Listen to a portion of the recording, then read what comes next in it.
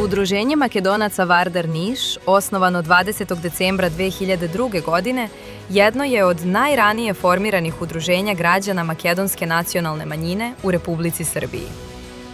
Udruženje je aktivno u oblastima kulture, humanitarnog rada, obeležavanja značajnih datuma, obrazovanja, medija i afirmisanja, predstavljajući makedonsku zajednicu u Nišu kao dobro organizovanu, stabilnu, humanu i prepoznatljivu zajednicu. Učestvovalo je u formiranju i radu Nacionalnog saveta Makedonaca u Srbiji od 2004. godine, od kada u njemu ima najmanje jednog člana. Udruženje deluje kao najznačajniji nosilac kulturnog i društvenog života makedonske zajednice, kao i očuvanje makedonske nacionalne manjine u Srbiji. Osnovna misija udruženja jeste ostvarivanje makedonskog nacionalnog identiteta, uz istovremeno aktivno učešće u javnom, kulturnom i humanitarnom životu grada Niša. Udruženje je tokom svog rada postalo značajno mesto susreta diplomatskih, političkih, kulturnih i javnih ličnosti.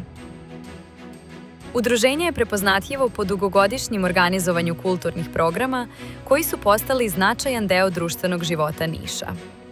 Organizuje tradicionalne manifestacije, makedonsko zabavno veče, dani makedonske kulture, izložbe fotografija, likovnih radova, skulptura i nagrade, promocije knjiga i učešće na takmičenjima na oblastnom i nacionalnom nivou.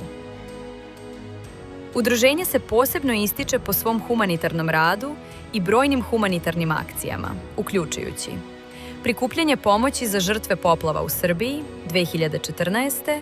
i Makedoniji 2016. Donaciju opreme, odeće, hrane i higijenskih sredstava brojnim ustanovama i dečjim domovima. Donacije specijalnoj školi sa domom za decu Bubanj. Udruženje redovno organizuje i učestvuje u obeležavanju državnih, lokalnih i tradicionalnih praznika Srbije i Severne Makedonije, a dobitnik je brojnih nagrada i priznanja: 40 pehara, 120 medalja, 105 diploma, 99 zahvalnica.